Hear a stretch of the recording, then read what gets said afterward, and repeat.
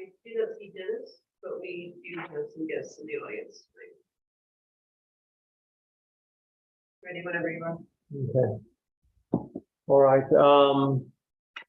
Welcome everyone to the Village of New Paltz Planning Board for October 18th, 2022. We have a fairly packed agenda. We have some administrative business to go through. We have three public hearings.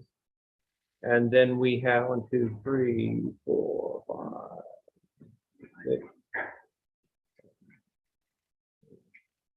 And we have 9 application reviews that we need to go through. So if everyone is ready, we will get started here. So the first bit of administrative business is the approval of the 10-4-22 minutes. You guys get a chance to read them? Any edits that need to be made or, okay? No. All right, I'd like to get a motion to approve the minutes for the October 4th, 2022 meeting. No motion. Second. All in favor? Aye. So next we are going to see if we have updates from the village board, the Ulster County Planning Board. Is William Murray available? Yes, again, no, he is not able to join. Okay. Nope, did not know that. Did not know that. Well, there you are. So we probably won't see him or get any updates from the Environmental Policy Board either. So we would like to take this moment to introduce Terry Dolan. He is the chair of the Affordable Housing Board. He is joining our board as an alternate member, and fortunately he's here tonight so that we do have a quorum. So you can welcome Terry as you would like. There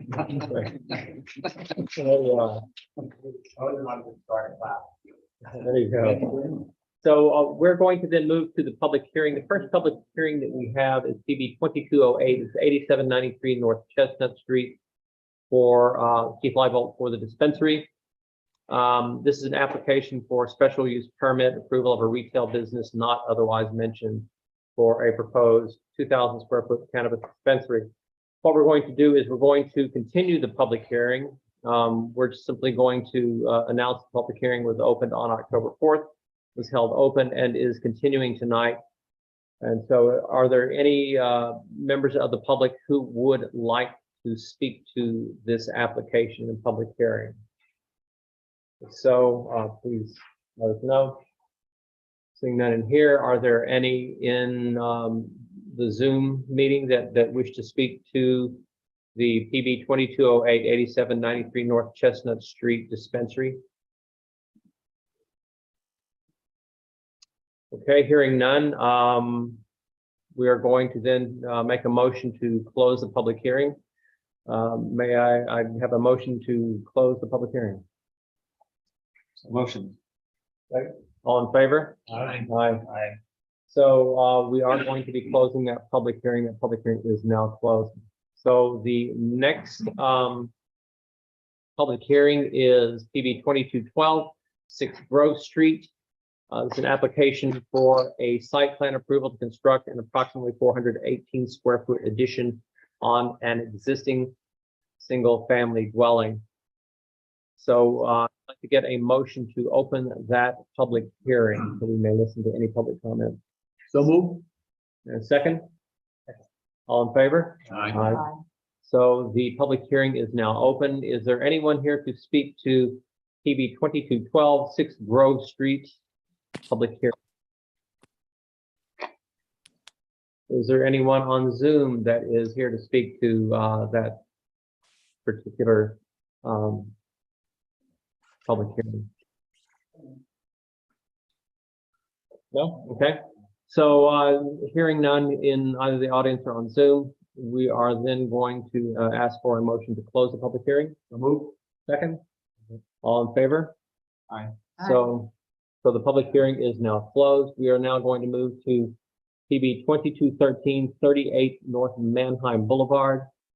This is an application to change the use of an existing dwelling from a one-family residence to a two-family residence and to construct a new 1,071 square foot patio. So I'd like to get a motion to open the public hearing. So move. A second. All in favor? Aye. Aye. Is there anyone here in the audience who is here to speak to the 2213 38 North Manheim application, public hearing? Is there anyone on Zoom? I see a hand raised, two hands. So Yeah. please state your name. And I do have a note here that I was going to read a comment from Alicia Zulak from the email. So why don't you go ahead first then, please?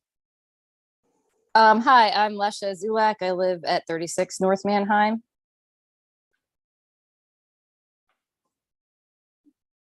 Go right ahead.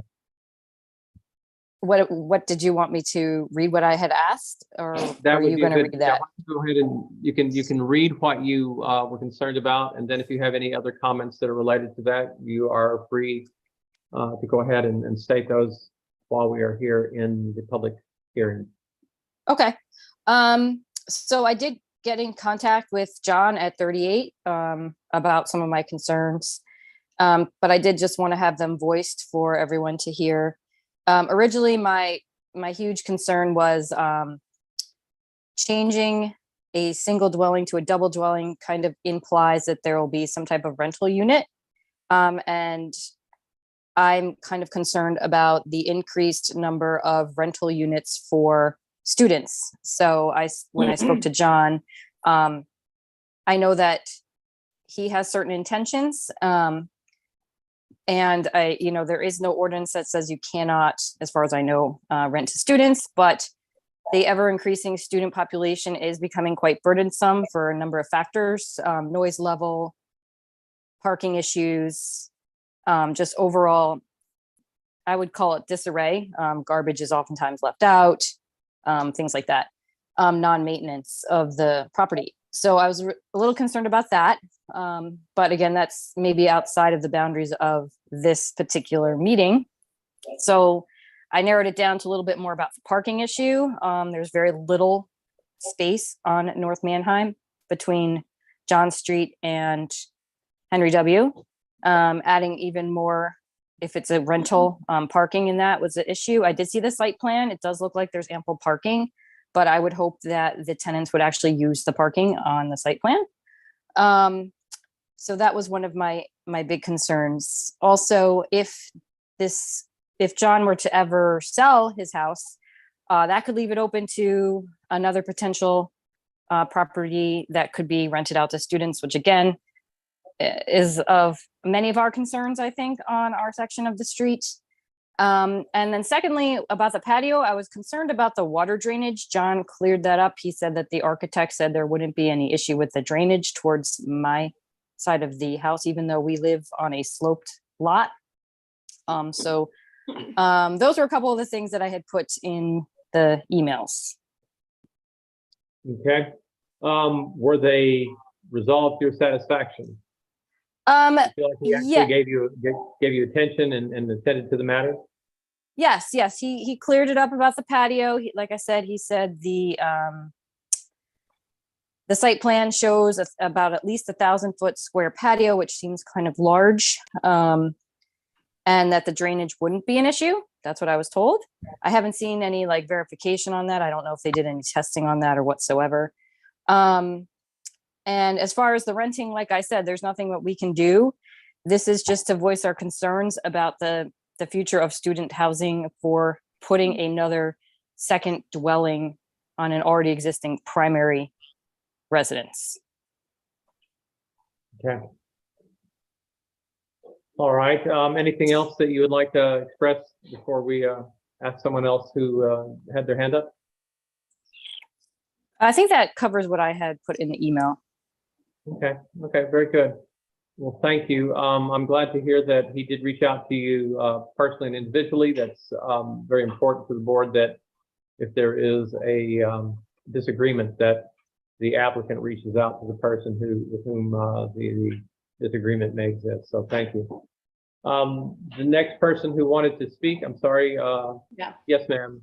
Would you Hi, just state your name? Hi, I'm Barbara Holt at 31 North Manheim, also between John Street and Henry W. And my concerns are very similar to Lesh's in that I really don't like the idea of a very nice family-style house that two people really worked on to make nice being turned into a multiple dwelling. And I don't think there's any reason for that. And as Lesh has said, I'm not sure if that's the concern of the planning board, the zoning board, what the amount of rentals is supposed to be in the village. But, you know, since they do have to have an okay for it to add a second entry and make it an official two-family residence, I would like to take this opportunity to say that I strongly disagree with that. I'm not sure what the balance is of families versus students on our block at this moment, but whenever possible, we would like to turn the balance more towards families. I mean, it's kind of a well-known fact that student houses are not kept up as nicely, or rental houses in general. And the other fact that's important is that this gentleman, John Lazar, or Lazar, is more than 50 miles away. So he's absolutely going to be an absentee landlord. And that seems to be, you know, a problem in New Paltz in general. And also there's the narrowing of our street due to excessive cars parked. And that John already doesn't know how to properly park a car on the street because he parked close to the stop sign, or somebody did today. And the more cars that park on North Manheim, the more bad effects we get in walking, because we are forced to walk in the street. There aren't sidewalks. So I am firmly against changing this lovely home into a two-family residence. And I don't know what his plans would be, whether he'd Airbnb it or what, but I don't approve of that. Thank you. Thank you. But we certainly understand the concern that you have regarding the number of student rentals as opposed to the number of families. And there are good landlords in the village that do take care of their properties, and they do make sure that they are well attended and maintained. Likewise, there are those that don't. The quantity of non-owner occupied housing tips heavily towards the majority as opposed to owner occupied, and that has been occurring for many years, and it's something that may need to be addressed directly to the village board as opposed to the planning board. Our job is to make sure that they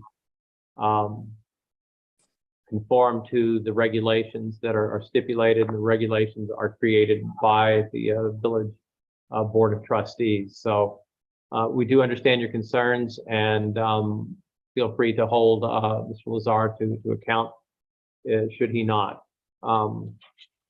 So with that in mind, is there anyone else that wishes to speak to this application? None? Okay, so with that in mind, I would like then to get a motion to close the public hearing. So move. Second? All in favor? Aye. So the public hearing is closed. So that ends all of our public hearings. So now we will be moving to application reviews. The first application review is PB 2208, 8793 North Chestnut Street, Keith Leibold. This is the application for the special use permit for approval of a retail business not otherwise mentioned for 2,000 square foot cannabis dispensary. The next steps is we need to discuss any additional information that is needed from the applicant or ask any relevant questions by the board on public hearing comments. Any questions for the applicant? And David, why don't you go ahead and step up here, please, if you would. Any other questions related to this? Is Ashley on? No, Ashley is not present this evening. Okay. I was just interested, I think it's a pretty unique stipulation to have the particular business guidelines that have been committed by the applicant for the purpose of reducing or eliminating any type of real surge during an opening. And I was just making sure that I'm clear on how that would be incorporated into the resolution and enforced moving forward if it's such a critical part of what we do. I understand, and what we will do is, Autumn is making some notes right now. So the resolution of approval will have certain aspects that are required. So you just stated, one, that the attendance to the manner in which customers are allowed in initially, and I think the period that we were looking at was for 1 month. No, I'd propose 2 weeks for the Okay. initial period, but that 2 weeks could become 3 months. It's Right. just, it's all dependent, and the enforcement mechanism is the ongoing dialogue we have with the building inspector. Right. Where we show. I just also wanted to make sure that, you know, the building inspector is aware of that enforcement requirement, understands that document, because it's going to be kind of law that you and he will have to abide by moving forward. So I just Right. wanted to, it's a unique approach that we took, and I think it works, but I just wanted to make sure we all knew how we did it. One of the conversations we were having just prior to the meeting was that if you're the first person to do something, then you're breaking new ground, and for other people, it will be probably easier. However, we may put some things in for the first person that we don't know if it will be in the second or the third or the fourth application. No, I heard that they were opening a dispensary in the town of New Paltz as well. Don't know. It might be not a bad idea to check on that, you know, who knows, maybe that'll go through sooner, or I don't know, I just know that it's happening simultaneously, I think. No one's heard of it? I did hear about that. I think that's under review and anything has been moved yet. It's in some, well, I don't know what stage it's at, but in any case, as far as the traffic goes, if there were a dispensary in the town, that would obviously mean you split up whatever amount of people were coming in. Oh, Yeah, I mean, we feel by putting this very strict regime in place, it will handle any scenario, right? Whether there's another dispensary or not. We just want to be prepared to handle all possible scenarios. Right? But Yeah, please. I had I read some of the documentation about overflow parking in a city parking lot at Moriello Pool. Do I have that right? That we have been eliminated. That's eliminated. Okay. yeah, the most recent iteration of the traffic management plan does not mention anything to do with it. That was a contingency upon a contingency, and so it's not necessary. Any other questions or comments from the board? Can I just ask one Please, question? go right ahead. Not specifically about this application, but getting back to a decision by the planning board on a special case like this. Yeah. Does that somehow set a precedent for the board moving forward? For instance, let's say, for instance, the village did give some consideration to the applicant to provide temporary parking on city land for a good reason. Would that establish a precedent going forward that another applicant could look back at that and say, well, you did it once, you have to do it again? And I guess then generally, do the decisions of the planning board take precedent? That's a legal question that would have to have our attorney That's discuss. That's not my understanding of how it is. Mine either, but the fine point would have to be put on by them. I think that each application is unique. stands on its own merit. Right. Okay. David, there were some things that you wanted to address. Sorry, we just had a hand up on Zoom. I'm not sure if it was related to this question or not. Well, Sorry, I don't know if it's. no. Alright. Those are questions that we really need to have then discussed during the public hearing period. You had some issues that you wanted to perhaps discuss Yeah, I just was, if you're, in reply to. if you would comment? like, Yeah, there were 5 questions that were asked at the last public hearing, and I'm happy to address those. If you would. Yeah, okay. The first question was, who is actually applying for the approval? Was the question, like, what are the dispensary concern? What is the dispensary concern involved? Well, we are applying for the Who is approval. We being, the management of Zero Place, right? Keith Leibel's the name on there, so Keith Leibel himself. And so that's what's important here is if they're looking for a face to this, it is we who are doing it. If they're asking, well, what will the ultimate dispensary concern be? We don't know the answer to that yet. There are a number of concerns that have approached us. One of them, in fact, is the state of New York. They have a body, they've chosen the Dormitory Authority to be the intermediary for selecting sites to place the social equity component dispensaries. And so they're the ones we are dealing with. They will bring to us actual applicants at some point in time if we select them to be the concern of interest. And then we'll go through the process of choosing them, right? But at the end of the day, if the public has any concerns with this particular use at Zero Place, they should come to us once it's approved. And the other thing I'll say to that is we as the managers of this place, we're very concerned about our mission, right? Our primary focus, honestly, is the residents who occupy 3 1/4 of the floors of Zero Place. So we consider them first and foremost. The commercial tenants are important to us too, but by no means will we ever bring in a use that we feel will threaten that primary mission of satisfying the needs of our residents, right? So we're not going to just be willy-nilly and choosing someone who could compromise the building in any way. The second question that was asked was how many jobs will the dispensary create? We don't know the answer to that for sure. We suspect it will be on the order of 7 to 10 jobs, just based on our understanding of how they run the operations at a typical dispensary. Could it be as many as 12, a bunch of part-time workers and a few full-timers? Perhaps. Could it be as few as 5? Perhaps. So we don't know until the actual entity is in there and operating, but it's probably on that order. I think when you look at a typical kind of retail establishment. But again, I say that it's only an estimate, right? And there's no commitment to a certain number of jobs. The question is, who is the license holder with the state program? That will be the concern. Zero Place will not be the license holder for the actual dispensary operation.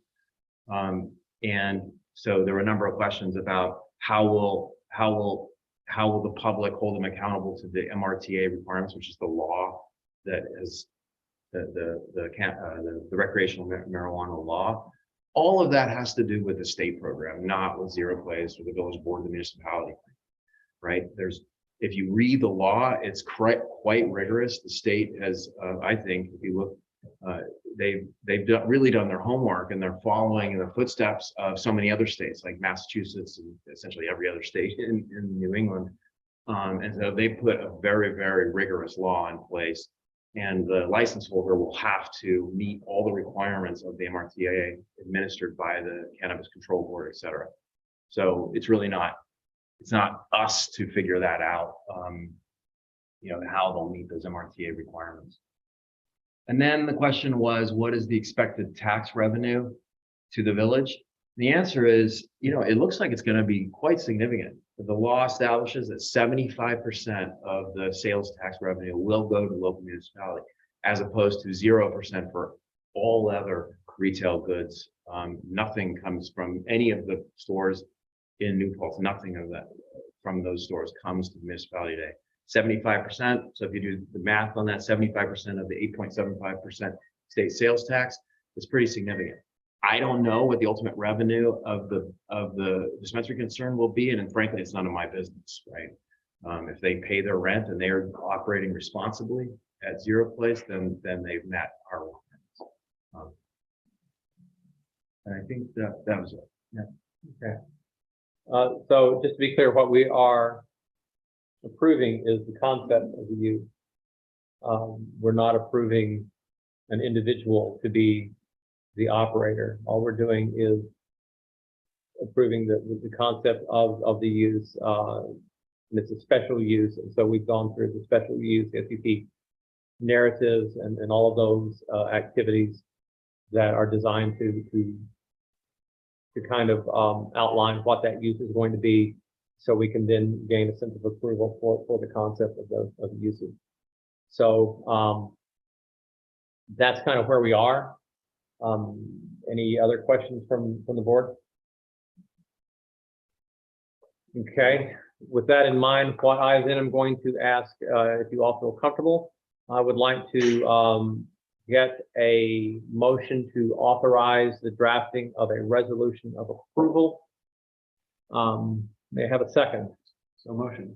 And Autumn, would you please take a voice vote on this for the record? Oh, I thought did we get a second? Thank you. Thank you. And now if we can get a voice vote on this, if you would, please. Zach Greinke, Aye. Rachel Agata, Aye. Rich Soto. Aye. Art Bell is absent. Dennis McGee is absent. Terry Dolan is usually board. She's a voting member. Yes. Assistant tonight. Terry Dolan. Aye. John. Aye. So with that, the motion has passed. We will have a resolution of approval, which will be available at our next meeting. So thank you very much. Thank That takes care of my business. So the next application is PB 2206 42 South Chestnut Street project, Prospect Estates. Sam, if you'd please come on up here. So this is an application for a site plan review to install a new driveway off Mohawk Road with an 18 by 54 parking area for 6 parking spaces on a 10,000 square foot lot located in South Chestnut in the R2 residential district. So one thing that was noted is that the front driveway is going to be eliminated. It goes into what was the garage in the front of the house. Yes. Okay.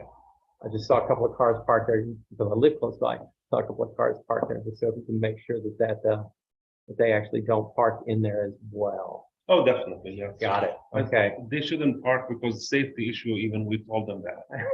Coming out onto Back in into there too. yeah, It's it'd dangerous. be dangerous.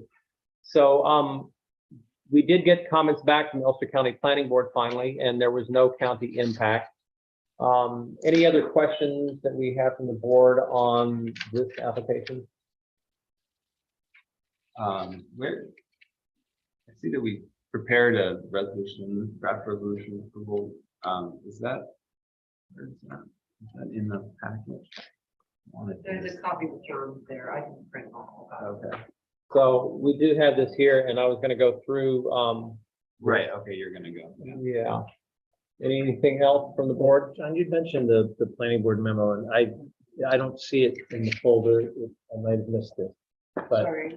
they found no issues that we need to Correct. discuss. Okay, Correct. thank you. So with that in mind, what we are going to do is we're going to review this draft resolution of approval, and we will get the opportunity to either adopt it or not. And if we do adopt it, if there are any necessary modifications, those will also be included. So it is a fairly standard resolution of approval of the site plan for 42 South Chestnut Street, Prospect Estates LLC, application number PB 2206. It gives a summary, it gives an identification of the property, it gives an identification of the plans and submittals. It then goes through the procedural history and the findings. And to note the findings, the planning board has found that the site plan conforms to the village's adopted comprehensive master plan and village code.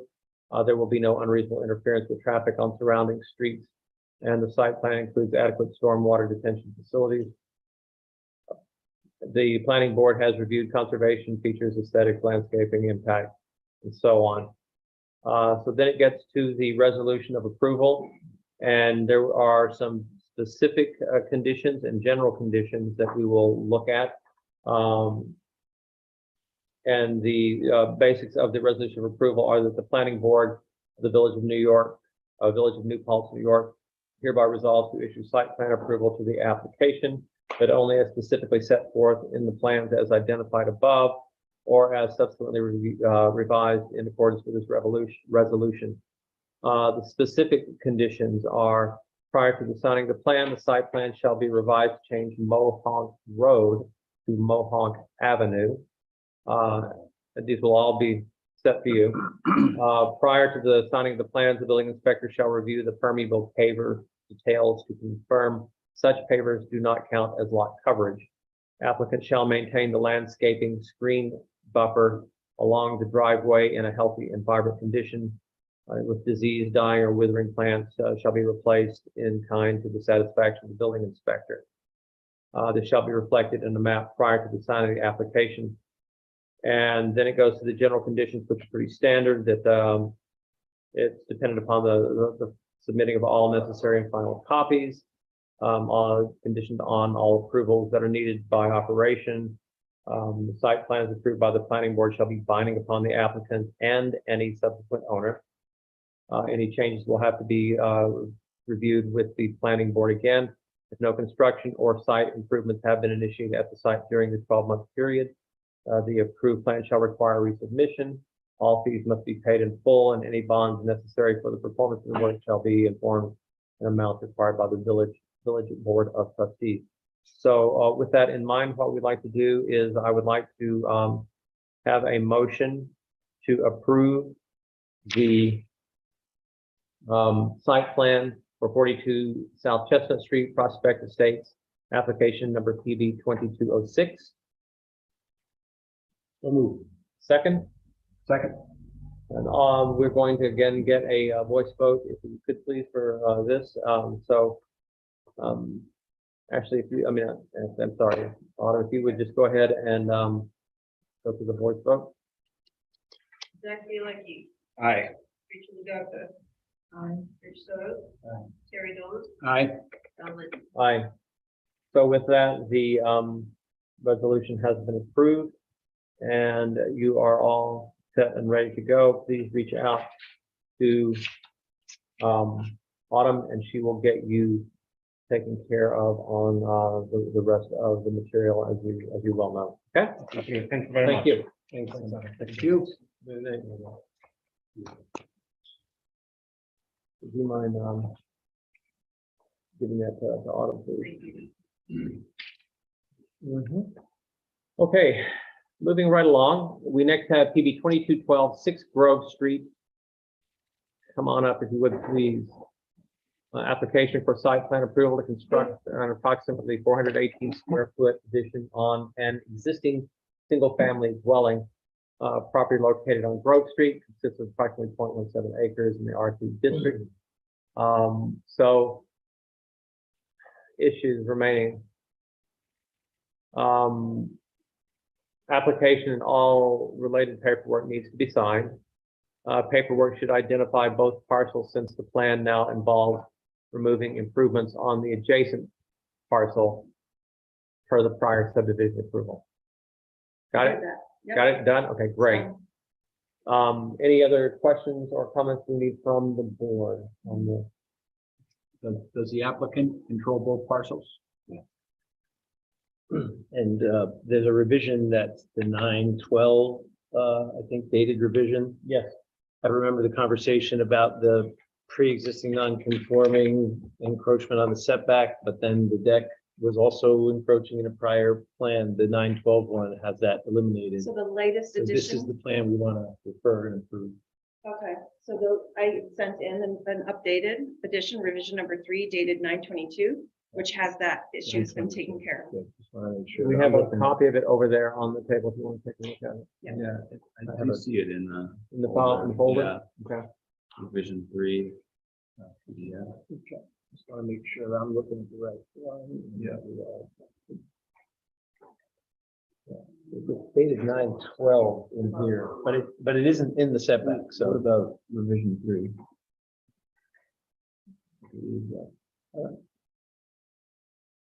Have hard copies.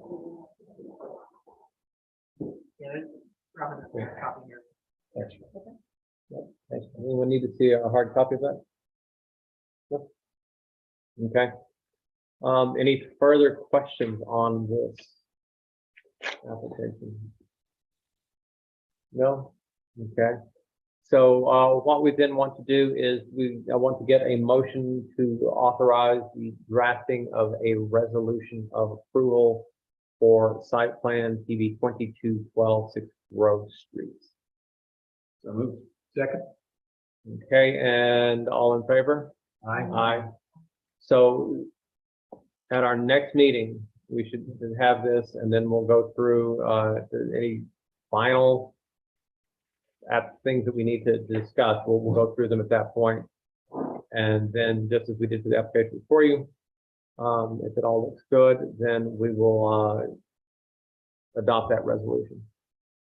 Okay, That's great. that's it. Thank you so much. Thank you. Thank you. So the next one we're going to be doing is PB 2213, 38 North Manheim Boulevard, John Lazar. This is an application to change the use of an existing family, an existing dwelling from a single-family residence to a two-family residence and construct a new 1,071 square foot patio. So we did get comments back from the Ulster County Planning Board. There was no county impact. Do we have any questions on this?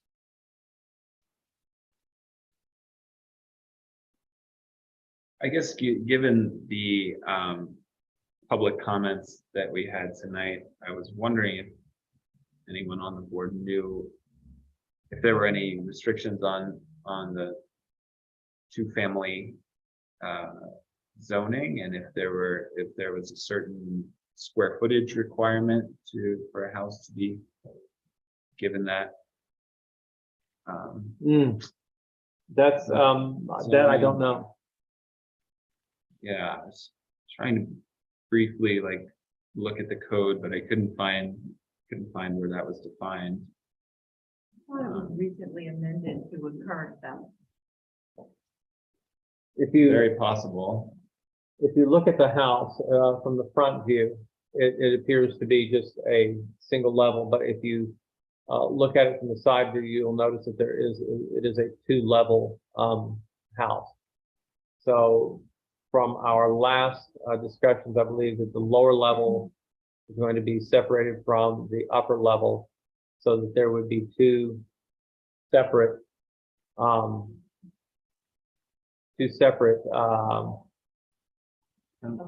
apartments. Thank you. And what is the square footage of the lower level apartment?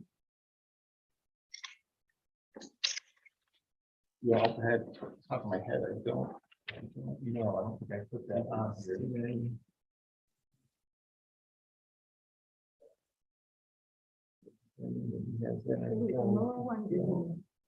I don't have the On square. the same level as the garage?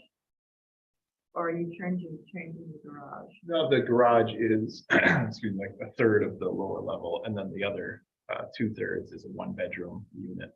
I see. And it has windows reasonably. Right. Yeah, because the way that the house is set up currently, that level is a walkout basement to the patio there. If you look, there are windows here, There you go. the door there.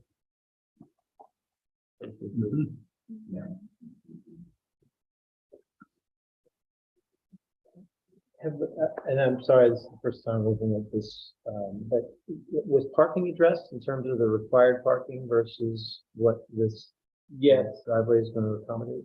yes, there is a second, there's enough for a two-car garage directly in the residence, and behind the residence, there is also a two-car garage with parking spaces. So the idea is that there'd be two in the garage, two in the driveway, and then two more in the main house's Correct. garage. Correct. And I think that 6 was the number that they were talking about. Yeah, 6 spaces are required. Yeah, so I think that was the exact number that they were discussing.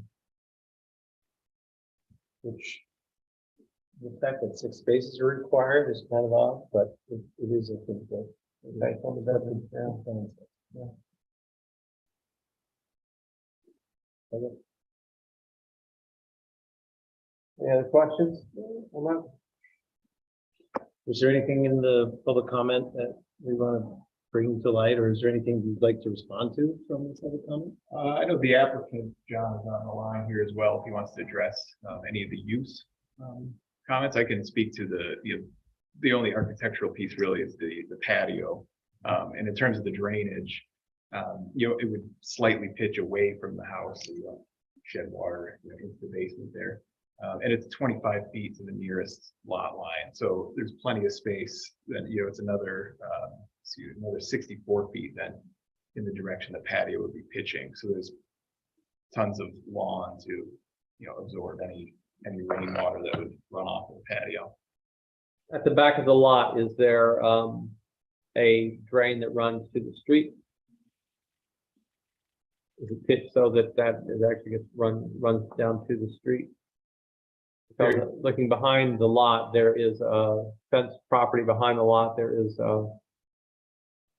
and I can't remember if that does pitch down to the street from both of those lots, or if that pitches down into the house behind you. To check, there's nothing on the survey. I don't believe there's any existing drainage or anything back there. We're not proposing any storm drains or anything for the patio. It would just be a drain to naturally drain to daylight in the patio. What are you calling the back, John? Which side of opposite North Manheim?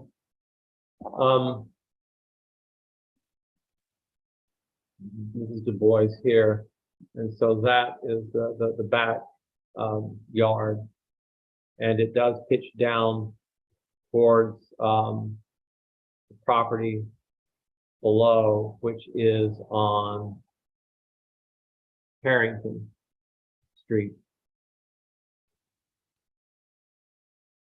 Yes. And That's- right there. That's where there's. The drawing doesn't give that particular dimension from the patio down, but I could probably piece it together. That's 64 feet there from the edge of the patio down to that rear To the lot line. Yeah, And the patio is going to be made of bluestone pavers. impermeable. what is- That's a conversation with the applicant. There's different methods to set it. If it's a dry laid with sand, then the water, it doesn't permeate the paver itself, but obviously it goes through the joints. So what's the total impermeable surface? Because it has to be within a certain percentage of the law. Yeah, so we assumed that if the entire patio were impermeable, then it puts us, we're still below the threshold. The maximum in this zone is 30% lot coverage, and we would be at 29%. We're adding, I think it was about 800 square feet of, again, assuming that there's no water going through the joints or anything in the papers. So is this going to be pavers on solid, or is this going to be pavers on a gravel? This would be, again, we're still finalizing the details with the applicant, but pavers on, right now, there's a concrete patio. So it would either be that coming out and then the whole thing being on gravel, or maybe John can. So the existing right now is the ex- 29. The existing is 23 right now. 23. Yeah. So with that, John, do you want to comment then, if you had any decisions on whether you wanted to set the bluestones on a concrete base, or whether that was going to be a stone base? I mean, construction-wise, either is doable. The stone would, definitely be suitable. You're not driving any vehicles on there or anything like that. It's really a decision for the applicant. Right, yeah, so we haven't decided what we're gonna do yet with it. We just wanted to make sure we were well within our drainage dimensions and size proportions, so. Assuming there's no stipulations on what we need to do with it, I I don't have a decision at this time. But if it would help the application, then we're willing to do something that's more of a less impervious and it joins, as well as the gravel under the bluestone. So yeah, you let us know. We're indifferent to kind of the setup as long as the pavers are bluestone. Okay. So what's the feeling of the board? We want to ask and require as part of the approval of part of the resolution that the pavers are laid on a permeable surface such as gravel, or do we want to say that it's fine as is? Is this even important? If they're offering to use a pervious surface, I think we should accept that because it's obviously better for drainage. I don't know. I'm not a construction expert, so I don't really know how much better or worse it is for the stability of the patio, but it's better for the environment. I agree with Rachel. I think if it's not going to be a hardship on the applicant, then more drainage is better. Yeah, I think so, especially since it's right up against that 30% threshold and with the slope of the property and all that. And I would just want to make sure that that gets updated and codified in the plan. And thank you for that consideration. I agree with all the other members. I think the more pervious surface, the better. So I think this will also be very helpful with regards to your neighbor who has concerns about drainage. That this may alleviate some of those concerns and reduce the possibility for conflict regarding this. So with that, what we're going to do then is add as part of the approval is a use of a permeable surface of gravel beneath the bluestones to assist in increased drainage. Is it possible to put that into the plan potentially? Yes, what we're going to do is we're going to put that as part of a condition of approval for the resolution. So that in order for the resolution for them to eventually sign off and get their CO, they have to do that. Okay. The only other thing that came up from the public comment was more of a usage issue, which is the request to encourage any new occupants of the new residents to use the property parking space as much as possible. I do live in this neighborhood as well. I know that it's difficult to pass. It's sometimes difficult for fire trucks to pass, and most of that reason is that people with parking available on their premise still park on the street. So maybe that's just something to take away from the public comment. Is there any mechanism that we have at our disposal? I mean, it would be, I don't know about in terms of this plan in particular, but the issue might eventually become one where we only allow single-side parking. And that's certainly an issue worldwide, and it becomes more of an enforcement issue than even if one was written into the resolution of approval, it would be an enforcement issue. It would be kind of difficult to have our perfect stuff.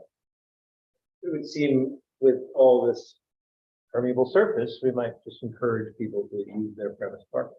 Yeah. Okay.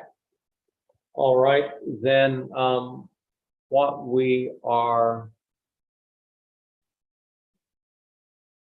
going to do is we are going to review this draft resolution, and with the addition of the modification that we have stated here, and we will have our project coordinator read that back to us at the when we get into the specific conditions. So this is then a resolution of approval for the site plan for 38 North Manheim Boulevard, application PB 2213. This resolution of approval includes the summary, identification of the property, identification of the plans and submittal, goes through procedural history, and it gives findings about whether this site plan conforms to village conditions. And then we have the resolution of approval. It does have some general conditions, which we are all familiar with. And we do need to add a specific condition regarding pervious and impervious surface for, I would like to have under specific conditions that our agreement, which I'm going to ask our project engineer to read, that will be placed as part of the resolution of approval. So Autumn, if you would please read that. Sorry, yes, specific condition being that the setting of the bluestone fall onto a pervious surface such as sand or gravel as opposed to an impervious surface to support drainage on the property. Okay. So that's going to be, that is now part of the specific conditions that are a part of this resolution. I will be making a signature on this. However, we will have a modified one which will come out that I will have to sign again before we can begin this, just because it needs to pass the test from our planning board attorney. So with that in mind, I would like to get a motion to approve the resolution for the application of PB 2213 with the new specific conditions added. Second? Second. And now we'll go through a voice vote if we would, please. So Autumn, if you take that away, please. Zach Bialecki, Aye. Rachel Legatka, Aye. Rich Soto, Aye. Terry Dolan, Aye. Chair Dunlap. Aye. So this resolution has been approved with the specific conditions added. My signature is on the paper. However, we will need to have this reviewed by our attorney first, and then we'll get the final signature on it. Okay. Thank you very much. And thank you for being willing to be flexible. We do appreciate that. Thank you very much. Appreciate it. That's all right. So moving along, the next application is PB 2216 Huguenot Street. Application for reapproval of a site plan to install a 16 by 10 foot pre-built accessory shed on an approximately 0.68 parcel located in the historic district. Previously, we did this last year. Was it the year before? It was yeah, it had at least been that one, yeah. So it was back in 20, and the idea was that they were going to place the barn in the side yard, which appears, if you are looking at it from the street, to actually be behind one of the historic buildings. Oddly enough, so it's going to be placed in there. No action was taken on this for the year following the application. So that is why the applicant is back here. So previously, this was a type 2 action. It was exempt under agreement with the Ulster County Planning Board. There will be a public hearing required. So the next steps that we're going to do is we are going to classify this as a type 2 action. We're going to schedule a public hearing, and we're going to listen to the applicant's presentation. And if all goes well, then we will authorize the drafting of a resolution of approval. Since this was recently approved, the 2019 resolution of approval can simply be updated. 2019, wow. Okay, So what I would like to do is to get a motion to approve this as a type 2 action under seeker. Second, all in favor? Aye. Would like to schedule a public hearing on this. Autumn, what are the options for the public hearing? Would it be November 1st? We could make this happen for November 1st. Tina, can you, yeah, we can make this happen. Okay. So she's on mute there. I did. Hello? There we go. Yes, now we Hi. can hear you. It's my understanding that to put up the notice, there needs to be 10 days, so that wouldn't work to get it done by November 1st, would it? I mean, how would I get Correct. the post, Okay, the so- notification up on the tree in time to send the letters out to everybody? Okay, so why I don't we thought do this? maybe Let's make November this then 1st, but- for, okay, why don't we make this then to occur on the 15th of November for the public hearing? Thank you very much. The public hearing for the zoning board is going to be November 7th. So we had time to, fulfill all the things, send in the letters, the Great. affidavit, et cetera. So say again, when in November you think is good? November 15th. November 15th? November 15th. Okay, thank So I you. need a motion to set that date of the public hearing. We sit so many, so rarely. We need a motion to, for the day of the public hearing, so we do. So I'd like to get a motion to approve the public hearing for PB 2216 on November 15th. Move. Second. All in favor? Aye. So we have the motion then, the public hearing is now set on the 15th. And we have also classified this as a type 2 action under seeker. Do you have anything else that you'd like to allow to the board? Because this is essentially exactly what you had received permission for previously. If you want to tell us what is involved with it, that would be well enough, and we'll be happy to listen. If not, then we're all set.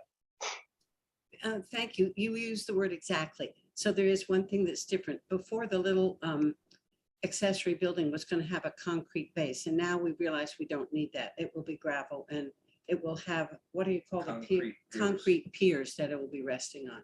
But that's the only difference. But it has already met the Historic Preservation Commission approval for having shingles on it that match the shingles on the house next door and all of that. So the only change is the foundation. Fair enough. Okay. Any other questions? Make that in the resolution. Yeah, that's probably a good idea. The note says that we were gonna just update the existing resolution and publish, but maybe we need to.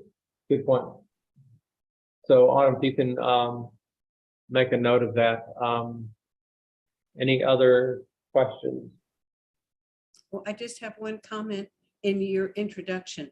The little accessory building is going in the old barn foundation. So it's Correct. not as big as a barn. I would love to have a barn there, but it is going in the old barn foundation. This was the farm my great-grandfathers had, the 40 acres of the flats growing hay. And the little house there was the granary on his farm. And this barn foundation had a barn, which I remember as a child. So I guess I'm just sort of sentimental about putting a building back in that space. Understandable, understandable.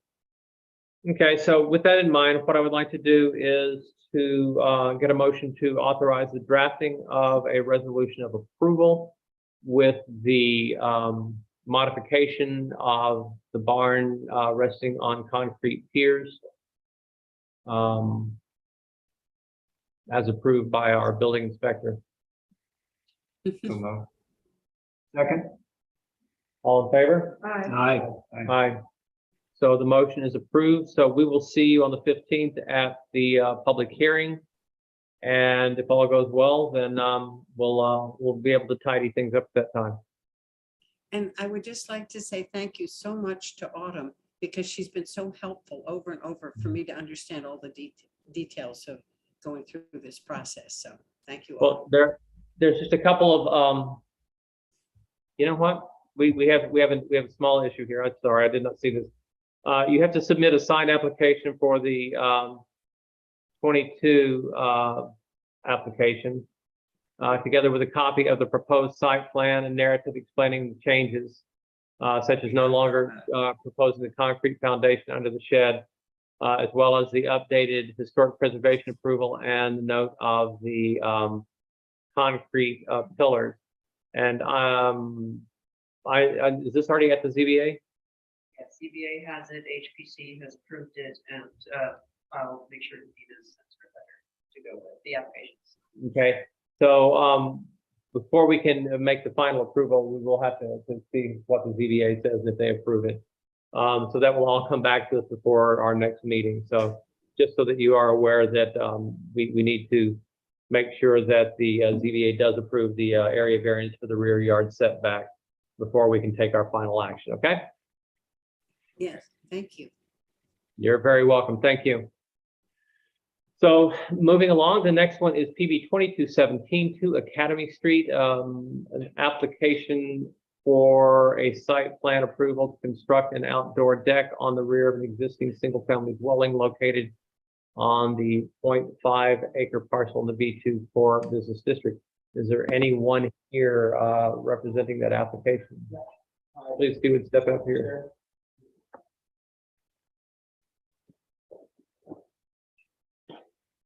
So what we're going to do is we're going to go through just a few things.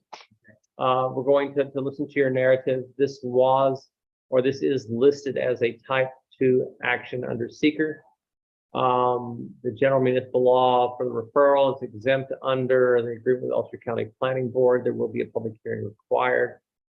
A few issues that we will need to take care of that you might want to go ahead and take note. Autumn will also send this to you. The site identifies the street as Prospect Street. It should be changed to Academy Street. The site plan should state the square footage of the proposed deck. And Corey should advise us, our code enforcement officer, should advise us if any of the new B2 district regulations are applicable, including the requirement for a landscaping plan by a registered landscape artist. So the question, of course, Corey, that we have for Corey is, does it apply if it is an addition to a residence? And we'll also get our attorney to weigh in on that before we meet again, but that's something that you should ask Corey about. So why don't we go ahead and we will listen to your presentation on exactly what you would like to do. Okay, well, it's quite a big backyard there, and it's just sort of being able to use the backyard. It's not near any of the neighbors, and there's actually a place where people go down to the rail trail in our backyard. It's like a sneaky spot, and the more we're there, it kind of helps prevent people from hanging out there, which has been kind of a problem that I didn't mean that to bring that up during this meeting, but it is an issue. And so it's kind of been nice already that we're there a lot and we're making ourselves known as residents and keeping people. When we first got there, people were picnicking in that backyard. They literally were putting down a picnic, blanket. And so at some point we also, I don't know if we'll need a permit, but there maybe even put a fence so that you can stop, not without stopping that access. Mm-hmm. Again, this is what it's about, but it's kind of related because we're trying to use the backyard more than it ever was. And this is the size of the size seems appropriate for the house, and yeah. And I just feel like the more we're out there, we've already done some plantings in the backyard that make it look more, used, and maybe we'll put up a low fence that's, that's going to be the trick right there. A lower fence. A low fence to prevent people from walking across. Right. And do we have to submit a permit for that? You'll have to go to the building inspector, and you'll have to talk to them about that and probably submit a plan for that. But I think if you're going to keep people from well, we're not going to stop people, but you're going to keep them. Yeah, our property actually goes very, they Right. like walk on it. Yeah, yeah. And there is a portion that they probably could sneak around and get by. The bigger deal is that they hang out there, and if the fence keeps the hangout area smaller. At one point, there were chairs, someone set up chairs. That's, Kind of behind the post It's office. behind the guac and exactly. taco. yeah, and that's exactly, that So was, that's what we look out on, and so, it's long been a hangout location. yes, and so it's gotten better. I actually went there, I don't know, I even know, you know, there's a graffiti thing that I smoothed out, so it looks nicer already. So anyway, we're hoping to sort of improve the area, and I think putting a deck there and making it look, you know, that we're there all the time will help as well. And plus make the house nicer too. Okay, So, but we're happy to do those other things that, and talk to Corey about. yeah. Okay. Yeah, just putting up fences will help keep people out more than anything. That's been a cut through since, I think, my daughter, who's now 30, used that as. I know, and we use it too. I mean, it's nice, but yeah, but hang out. We don't want people hanging. Yeah. Quick exit to the taco place. Exactly. Any questions that members of the board have? What is the square footage of the deck? It's about 10 by, it's on the page, but 10 by 20. It's goes to the end of the house from, it's like a third of the house. Okay. Yeah, 10 by 20.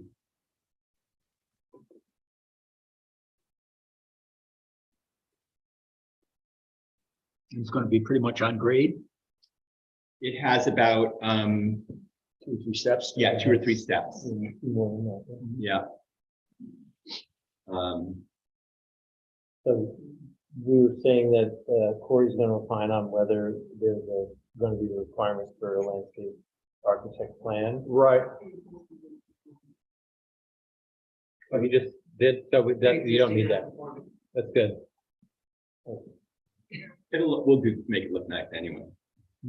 Yeah, but it's just nice that he said it's a pre-existing non-conforming, so you can pass that. Okay.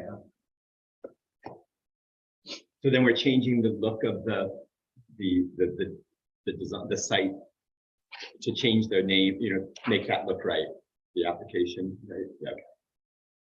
So all of these things will be part of the information that our project coordinator is going to have for you.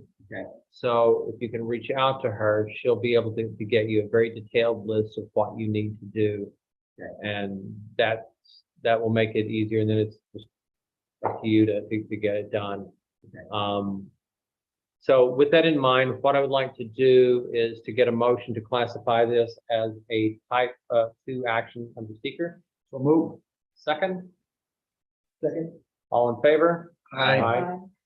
And then we need to look at a public hearing. Again, we're looking at November 15th for the public hearing. So, Or November 1st, right? If you could get that. That'd be great. Let's go with November. November 15th. 1st? Yeah. November 15th, yeah. Okay. So we'll have a public hearing on November 15th. I'd like to get a motion to have the public hearing for this application on November 15th. Second? Second. All in favor? Aye. So we then do we then have that set up for you. So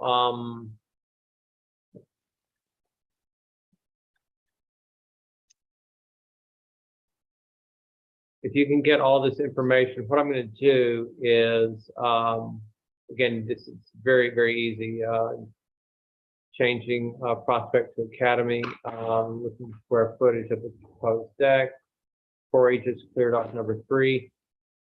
Then what we'll want to do is to get a motion authorizing the drafting of a resolution of approval. So move. Second.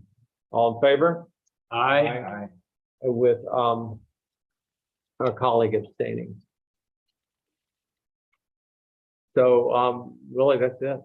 Nothing more. And you just get in touch with her tomorrow, the next day, then we can push things through, and hopefully we'll have all of this together and done quickly. Okay. Great. Thank you very much. Thank you very much. Thank you.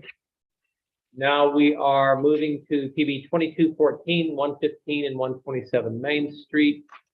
Go ahead and have a seat there, just so that the board is aware. This is an application for site plan SUP approval to place tables and chairs associated with 3 existing restaurants on a .2 parcel located along Main Street in the B2 district. This is a type 2 action under seeker. Referral will be required because the property is located on Main Street and does not fit within any of the exemptions under the agreement with the Ulster County Planning Board. There will need to be a public hearing. So what we are going to do is we're going to listen to the presentation. We're going to set the escrow. We're going to get the classification of it, and we're going to refer it to Ulster County Planning Board. And then what we're going to ask you to do as we go through this is you're going to need to submit a narrative addressing the special use permit criteria as in, and she's going to have all of this for you. So you don't want to write it all down. Are you looking at the same? Is it a special use permit? Because I thought he defined it as something else. I think PB we're on. 2214 as opposed to He said a change, it was a change of use. 2215. So, Are you 115, 127 Main Street? yes, Okay. because I'm looking at, right here, it says change of Hold on use. here. Maybe there was a switch up with the addresses, because the land clearing. That's the next one. Yes. Don't worry. Yeah, that's the next one. That's not what we're doing right now. Yeah, PB 2214, 115, 127 Main Street NP LLC. Application for site plan, SUP approval to place tables and chairs associated with the 3 existing restaurants. So our next steps are then to listen to your presentation. We're going to set the escrow. We're going to classify it as a type 2 action.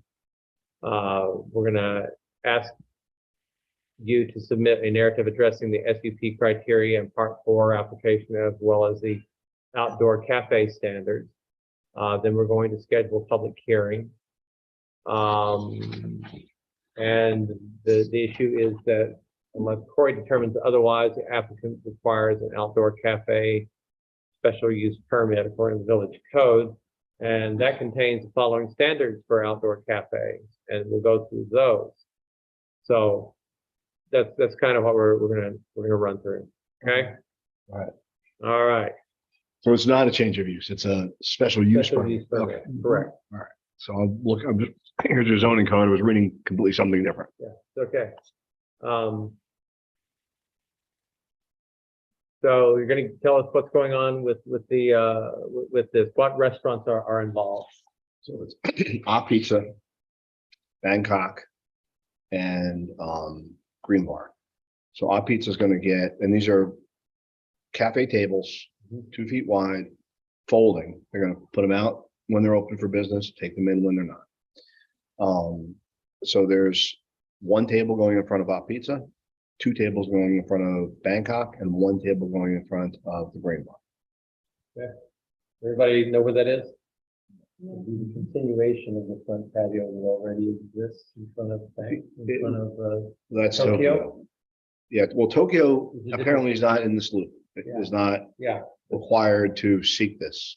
they already have a permit for their outdoor patio. That's the line that we're talking about. Right. Correct. Yeah, we're in the process of remodeling the building. We're gonna paint it, put the awnings back on it. We're restoring it back to the picture that the architectural, the historic gave us from the 70s. So we're just restoring it back to what it was. And we thought the tables would be accommodating to the tenants and welcoming to guests. Okay. All right, so what we're going to do then is, thank you for the brief presentation. Makes sense. Everybody understands where it is, what we're trying to do? Yeah. Where the old Tuscany market was. So we're next going to set an escrow. standard escrow on this will be $2,500. So I need a motion to set the escrow for this at $2,500. Second, all in favor? Aye. Aye. So the escrow is set. Next thing we want to do is we want to classify this as a type 2 action under seeker. Motion. Motion. Second? All in favor? Aye. That was kind of disjointed. So the next thing we'll do after this is we are going to refer this to the Ulster County Planning Board. When is the next Ulster County Planning Board meeting?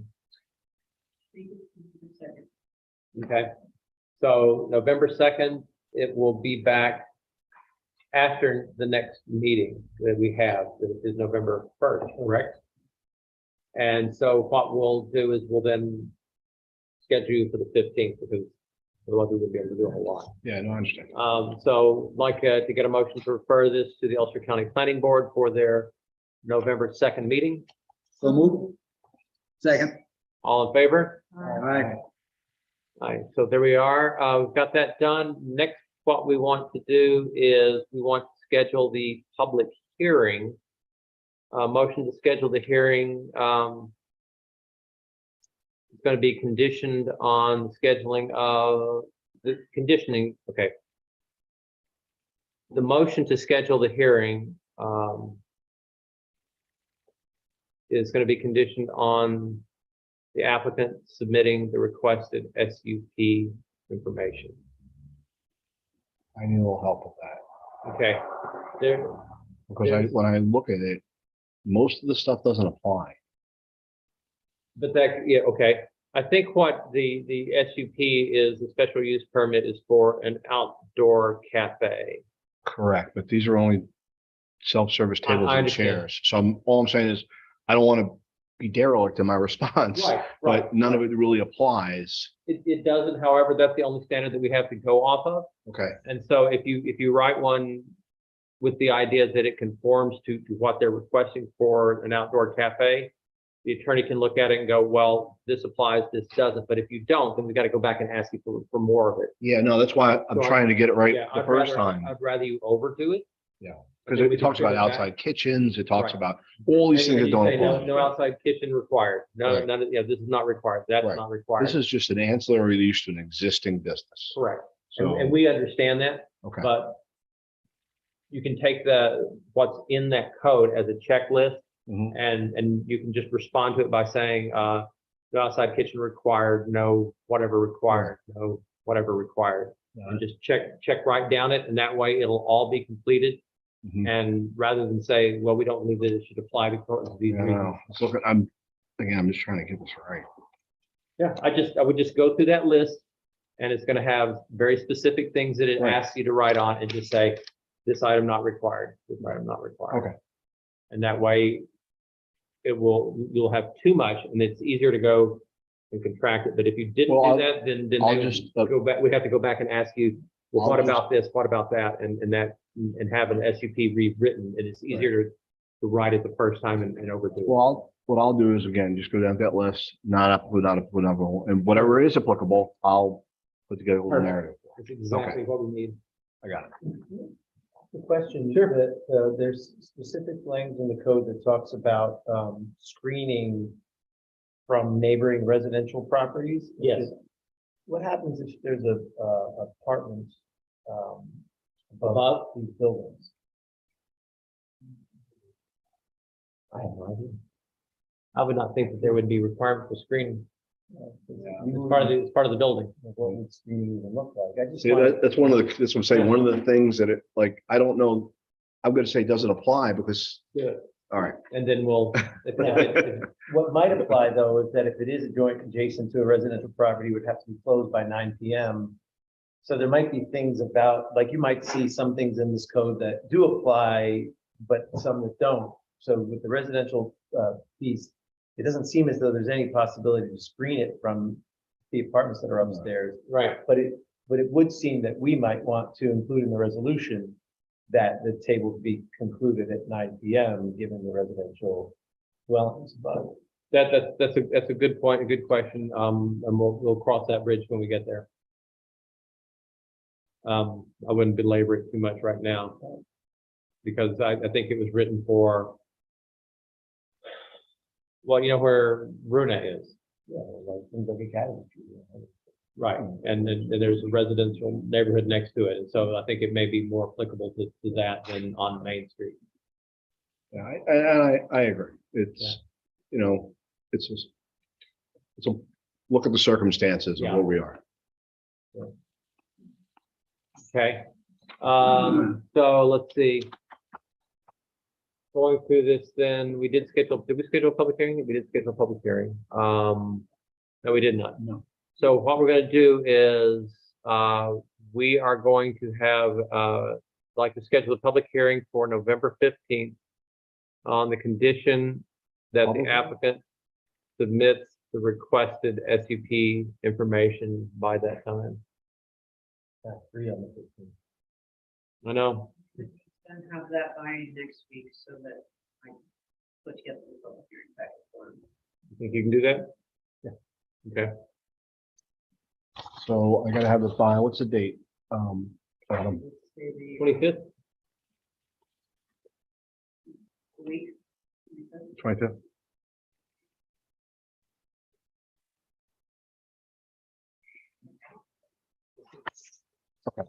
Okay. So,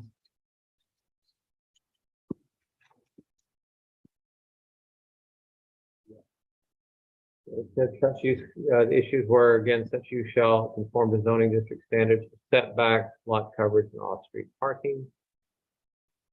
Outdoor cafe or dining deck may be located in the front of the building and inside or rear yards, provided it is screened from neighboring residential properties. That'll be interesting. That's something to bring up with Corey. That's what I'm saying, like, a lot of this doesn't apply, and I don't wanna just say not applicable, because there's no residences around you, and I think that the intent of this particular ordinance is that there would be residences around, or do, but none, that's why I was saying, when I review that, because I poured through this code, it doesn't apply. Yeah, I don't know whether it would or not, because you're really the only, with your building, your residents above it are really the only, would be the only people there. So we'll ask about that. And, All other outdoor cafes shall be Bangkok already closed to has patrons at or 11 Tokyo. p.m. already has it, so. No outdoor cooking of food shall be permitted. Operation maintenance and such shall be in conformity with applicable regulations of other chapters of the Village of New Paltz Code regulating health, noise, and licensing. So really, that's an issue that we'll need to discuss with Corey. Can you make a note to have Corey reach out to me about these specific issues? Yes. So I'm gonna answer them the best I can. Yeah, that's all we can ask. Having a question about if alcohol will be served outside. And then, we need to take care of that as well. That's a tenant question. Yeah, But I think the intention is self-service tables. I think they're just gonna, you get a Yeah. pizza, grab pizza and then go sit down. go sit down, yeah. Okay. Mr. Chairman, Yes. I represent Adam Monteverde, the operator of Austin, in his capacity of having a liquor license. Just so you know, I'm not here for that purpose. But Right. Just here in the conversation, just want to give you a point of information. Sure. And I represent a number of restaurants here in Newport and throughout the state. The SLA requires that any alcohol service, whether it's grab and go or service, be contained within the premises area. So even if it's outside, still need some type of screening or containment of that area. So that might be just something to keep in Interesting. consideration. What about if they're not serving alcohol? The patrons won't be able to take it outside with them. So they can have pizza and food and drinks, but they won't be able to have alcohol. Just Interesting. So just be something that keep, if Adam or anyone else decides to do that. And they have to do a method of operation change and include that in the premises area. But just something to think about, because I don't know how that affects the width. I don't either. Again, one of the things I was talking to David about was that he's the first, this is the first, so. What I've seen so I live in Warwick, and what they've done there is they've, fenced off whole Right. area where these people would sit, because they are serving alcohol. Right. But there's other restaurants that are just serving food, or they're just, Right. there's no alcohol involved, and they just have tables and chairs. You So can do maybe that. that's the Okay. answer. So even something like stanchions and ropes, would that, That does it. there you go. That meets the code. It can do it. Okay, all right. Or I can talk to the tenants and just see if they're just, these are gonna just be self-service tables, like, obviously Green Bar doesn't even serve liquor. Right, So, maybe this would just be self-service, no liquor outside. Whereas Tokyo is, I think, contained. it is, it has a wall around it. That's right. Okay, well, Just a point of no, thank you, though. Your insight's very, very welcome. On any liquor issues, give me a call. Didn't they relax the rules during COVID? They did, but not for containment of premises. You still have to be contained. Okay, there you go. There's your advice, man, right there. Okay. Okay, so that's kind of where we stand at the moment. I think we have done everything we can right now, related to that. So your next stop is to speak with Corey about that.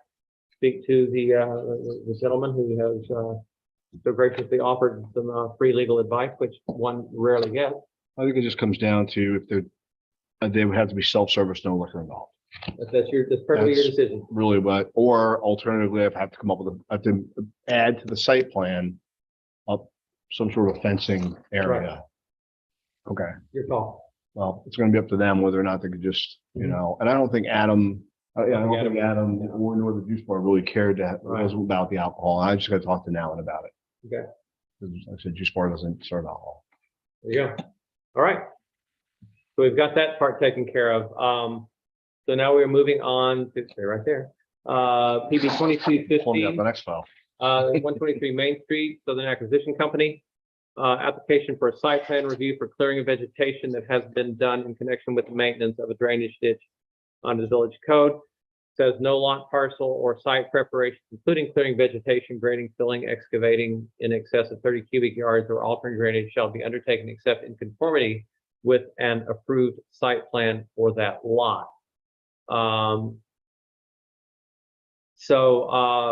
Notes that we do have here that are important is, you can see this in the memo that was written. If the applicant plans to develop the property that was cleared, information about such development should be provided. Sorry? Because you're saying that I didn't get a memo. Oh, no, this is a board memo. Oh, okay. Yeah. If the applicant plans to develop the property that was cleared, information about such development should be provided so that the planning board can analyze the whole action under seeker and determine the proper classification without segmenting the review. If the applicant does not have any present intent or plan to develop a property that was cleared, this would be classified as an unlisted action. The general municipal law referral required. Property is located within 500 feet of State Route 32. And the application does not fall under any of the exemptions for referral. Then we're going to have to schedule a public hearing. So in speaking with Corey, essentially what he wants to do, because he did not get the zoning code review, is that we want to define what the site plan boundaries are. Then we want to define what area you cleared. And then we want to determine what you want to do with that cleared area. That's really what we want to do. And once we do that, then we can codify the site plan, and then we can move forward with what you may want to build in that area. I'm not building anything. Okay. At I mean, this in the whole time, site plan. yeah, at this time, I've not developed a site plan. I have no intention to develop anything. I am in conversation with the gentleman who owns the Hampton Inn Correct. to form a joint venture with him to develop a hotel on this parcel. We have no formal joint venture agreement. We're kind of talking it through what we both all would like to do. We've kind of come up with a few site plans that maybe work, but we're not happy with them. And that's where we're at. Okay. So there was never this was really just this ditch is silted shut, and when it rains, because a lot of, it floods and it floods over, and it needs to be maintained, okay? It's improperly, the way they cut a hole in the side of this drain that goes this way. I don't even know where it goes or what it's managing, but it's now taking on all this runoff from Right. here.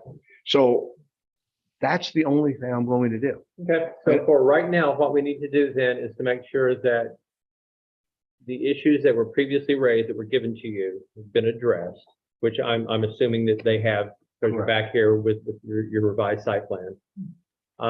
And so what we have now determined is that the site plan is drawn as it is. There is no intention to do any development within the areas that was cleared. And so the remainder will be up to Corey to finish the ZCR prior to scheduling a public hearing, now that we have this information. And you have turned in that latest iteration of the site plan today? And when did you do that? Autumn, when did you get it? A while ago. Okay, that's fine, as long as it wasn't like this morning. Oh, no, it was, because we thought we were trying to be on for the 4th, so it was Right. prior to that. All right, so knowing that the applicant plan does not plan to develop the property that was cleared, we can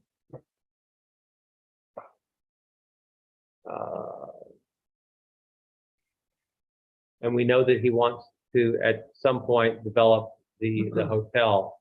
We're going to ask for a clarification from our attorney, because it seems that we should be able to get a secret determination, but we're going to get her to make a clarification on that. We do want to go ahead and make a referral to the Ulster County Planning Board, so I need a motion to refer application PB 2215 123 Main Street to the Ulster County Planning Board. Second? All in favor? Aye. So the Ulster County Planning Board And is, is going to be they meet on the 2nd. So that you would need to, can you make the 10 days? That's the thing.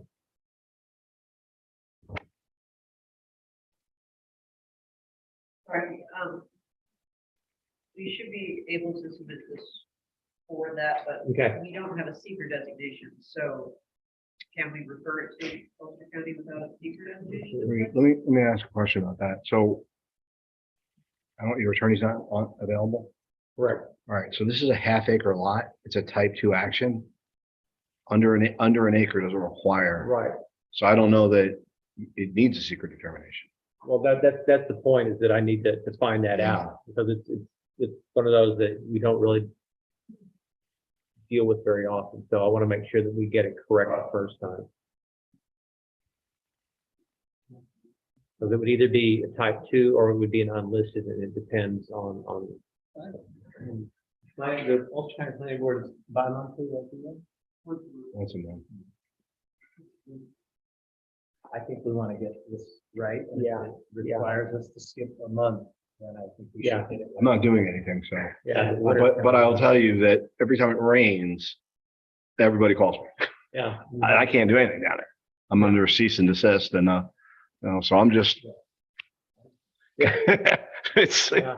So all of I this do comes get the down to calls. the secret determination. Once we get the secret determination, then you can kind of push forward. So I just want to wait, because I want to make sure I get it correct. I understand. Yes, ma'am. I'm reviewing the memo as well, and if your intent is to develop it, then it would be unlisted, right? That's the way it arrived. Am I correct? That's how I understand. Well, it's the applicant plans to develop the property that was cleared. Right. Which, not if it takes the whole property, he intends to develop the whole property, not just that specific 20, 30 feet, whatever it was. Yeah, so what this is we're trying to cure these violations. And I just Yep. I would rather take an extra month and make Okay. sure that we get it right, because the violation requires me to submit for site plan approval Right, and a building permit. right. Well, I'm not building anything. So Right. I don't know how to, like, these things are requiring $200 a day fines. We appealed to the ZBA. Mhm, We ended up back here. mhm. We're in suspended animation at the ZBA. They're on Waiting, hold pending the outcome of this. Right. So I would rather have everybody take a month. Yeah. I will agreed. go to the ZBA and tell them, we're still working through this with you. Right, And, you know, yeah, we can certainly do that. I think that's the proper way to do it, Yeah. rather than, because those violations are very specific to what I have to do. Yeah. And I want to make sure that what we do cures. I think that's a good idea. Okay, Yeah, so good. let's do that. So we're gonna halt here.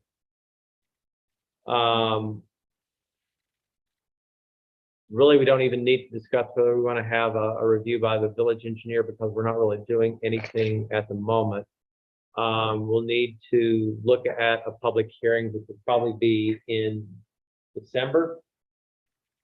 Just because by the time we get this back and speak to Ashley and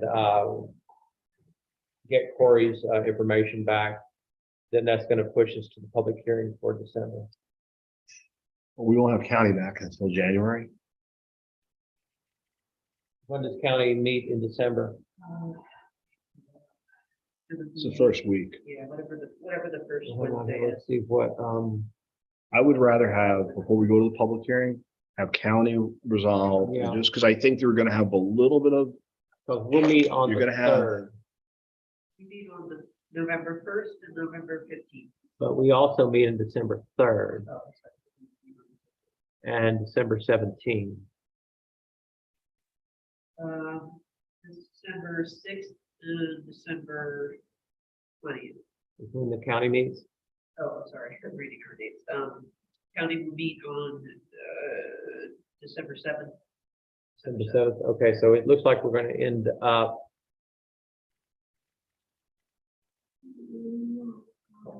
Yeah, I'm sorry. so let me see what happens. So wait, December, no, our meeting December is going to be the 6th and the 20th. So we may be able to get you back for public hearing on the 20th. Yeah, And you'll have county back. You'll have the secret we determination. should have the county back by that time. Right, that's fine. I want to get that. So all- let's go, let's plan it. We can always move it, but if we don't get it on now and it becomes crowded, then we're screwed. So I'd like to get a motion for a public hearing for, PB 2215, hold on, I'm almost done here. 2215, for December 20. So move. Second, all in favor? Aye. Aye, okay, all right. So that's where we are. We got to stop at that point and, Oh, that's the big tall one in the back. Yeah. No, that's way in the back. That the ditch is on this side. All right, we're good. we're good. Rachel, I want to talk to you for 1 second. I sent you a 500-page environmental phase 1 that you asked for.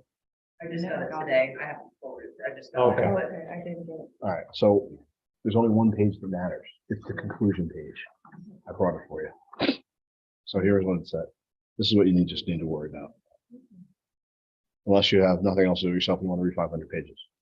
All right, Okay, very but good. the DEC was heavily involved with the whole process. It's on actually your village records is where we found all that. Thank you very much. We appreciate it. Thank And now we're going to move to PB 2211, 137 Chestnut Street Trail Link. Did everyone get a chance to go and look at the site? I did. I looked at it. Yes. This is the old, if you would tell us what it was originally when you were a teenager? Well, nothing else matters other than that it was skate land. So, this is the property. That was most recently the ARC workshop area. And it is now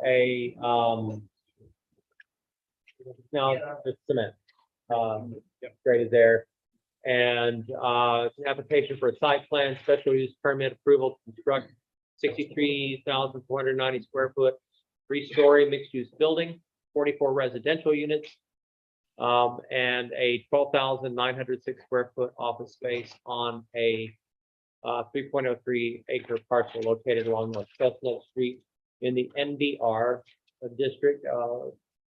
Special use permits are required for 1 mixed-use building, 2 general and professional offices, and 3 for first-floor apartments facing away from Route 32 unless they are accessible units. We previously classified this as an unlisted action and declared the intent to be the lead agency. We did receive back some information from some of the involved and notified agencies that was circulated throughout the other involved agencies. No objections so far have been placed. We've not received any from any involved agency. So the planning board will be able to assume lead agency status this evening. So the referral is required because it's located on State Route 32, not exempt. Public hearing is going to be required. So the next steps that we have is we're going to need a motion to assume lead agency status under seeker. We're going to listen to any updates. We're going to hear any comments that Dennis Larios has given us. I don't think he's brought back any of it. Okay. Consider appointing any additional outside consultants to review traffic and or habitat reports. Refer this to ZBA for a height variance and refer to Ulster County Planning Board. There are some issues that our attorney did note, and we'll clear those out first, and then we'll listen to any updates that you have. The bulk table indicates a height variance is required. Variance will be needed before the planning board can issue any approval. However, the planning board is seeker lead agency and will need to complete the seeker before the ZBA can take action on the area variance. Applicant will need to comply with the village's affordable housing law. Pardon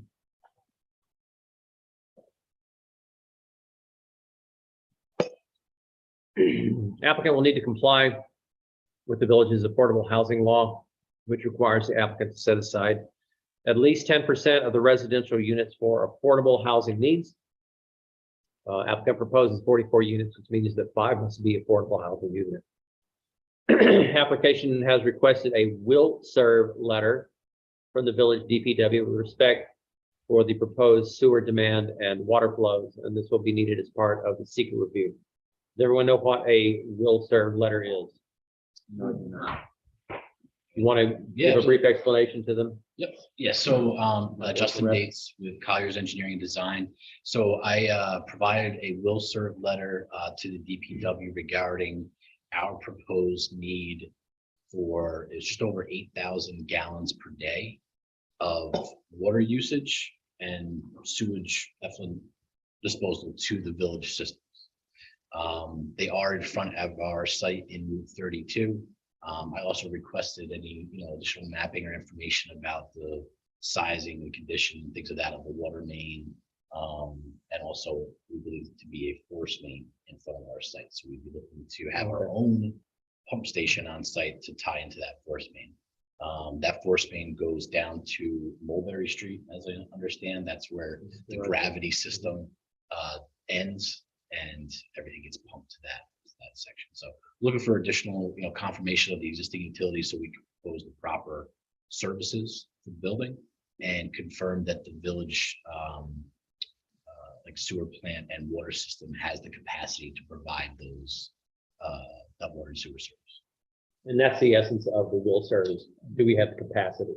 And it was attached to our counter response letter. I did attach a copy of that. It was provided to DPW. Right. Okay. So that tells you a little bit about what the issues are. So she has Autumn, our project admin has the issues related there with the bulk table indicating the height variance required in those details. So what we're going to do is we're going to get started on our next steps because we have not heard back negatively from any of these involved agencies. Would like to get a motion to assume the lead agency status under seeker. Second, Second. all in favor? Aye. Aye. So we are now officially the lead agency under seeker. We do not have any comments from our engineer. So if you want to go ahead and give us the updates, and then we will look at any sort of additional outside consultants that we need to have. Refer it to the ZBA and refer it to Ulster County Planning Board, and then we'll be moving forward. So what updates do you have for us? So our last submission provided to the board was, the bulk of the application materials. We gave our preliminary site plan package to you, which details from our existing condition the foundation plan through the site plan layout, grading, drainage, proposed utility connections, erosion control implementation as part of the stormwater pollution prevention plan, and then construction details as part of the site plan set here. So that was provided to detail the design of the site. We did as mentioned, the SWIP, or the stormwater pollution prevention plan, on how we comply with the New York State DC and village stormwater regulations.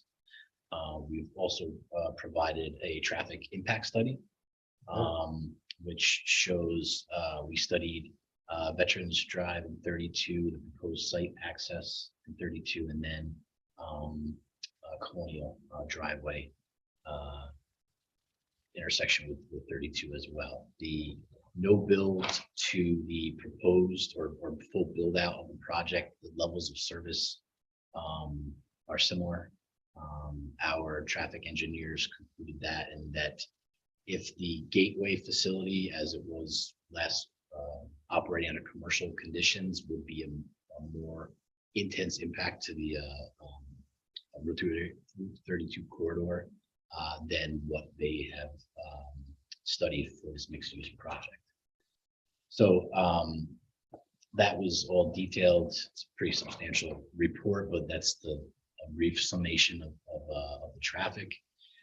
We also provided the EAF identified a threatened species of the sedge heron or sedge wren. Let me get that right. Yeah, it's got to be the sedge wren. Sedge wren as a potential species, and also the red-headed woodpecker species of concern. Our ecological consultant reviewed the project site, and we've provided a report that he finds no impacts to any potential habitat for either of those species. Also, Rachel, I believe you mentioned at one of the prior meetings something about beaver sighting or concern. Again, he went out there, Mike Nowicki, he's our environmental consultant. He went out there and reviewed the site just a couple of weeks ago and didn't find any beaver habitat or sightings or things of that as part of that review of the site. So we can formally, that wasn't formally put into his report, but we can provide that feedback at our next submission for the board.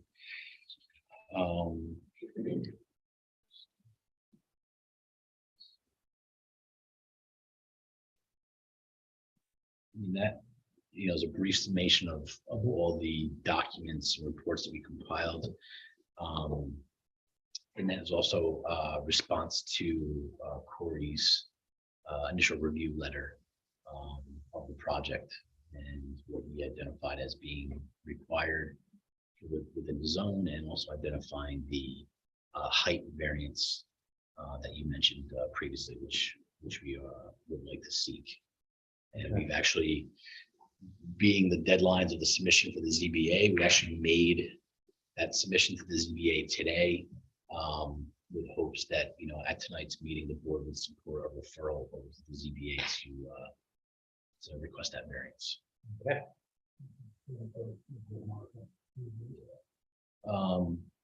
Couple of our housekeeping, we did provide a package to Dennis Larios of all those reports and plans and everything for his review. Autumn requested we send that directly to Dennis. When did you do that? He got that today. Oh, okay.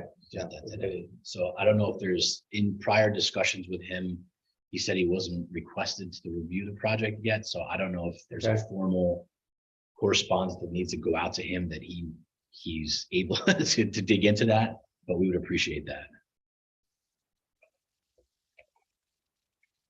Okay.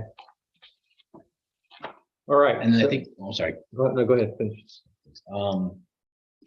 As you mentioned, a couple of board members were out the site with us this weekend on Saturday. Not sure if anybody had driven by the site over the weekend, but we did put a lift out on the site to show where the 35-foot max building height would be, and then our 37 4-inch building height. So we have Nick was able to capture quite a few pictures from around that, what that looks like. I just grabbed 3 and I can provide it to the board. So you see the plywood or the board on top of the lift here. The top of the black line would be the 35-foot height. And then the top of the yellow line at the top of that board is 37 feet 4 inches. I got enough copies. Great if you could send us off copies. Oh, yeah, absolutely. Then it can go in forward. It's in the DBA packet. I sent over today digitally as well. Thank you. So the first one is, looking south from the car wash. Then the second one is, directly across the street on 32. And the last one is south on the eastern side of 32, like just beyond the Rycor site driveway. But like I said, we could have a series of more photos that we could provide to. Be interesting to provide an estimate of the tree height in the main row of trees alongside the rail trail and In the how back. that compares to the ultimate height of the building. There are some photos in the submission that you'll see that actually very difficult to see it through the photos on the rail trail. So we can circulate that. You could estimate, just do it in the map too. Oh, sure. The tree height, tree line height. Gotcha. We're below the substantial. So that if it's below would keep it, it would not be visible then from the neighborhood, Huguenot neighborhood. Correct. Pretty thick there Yeah. too, even without leaf, non-leaf, but. Yeah, It does not go over the tree height on the road. And there are a bunch of photographs that show that. We'll circulate them out. Okay, perfect. That would be good. Yeah, there's an aerial provided that kind of shows the separation between the site and Huguenot Street. We can see that there is a substantial buffer associated with the rail trail, what we're preserving on our site and even on the western side of the rail trail as well. Okay. Any other comments from the board?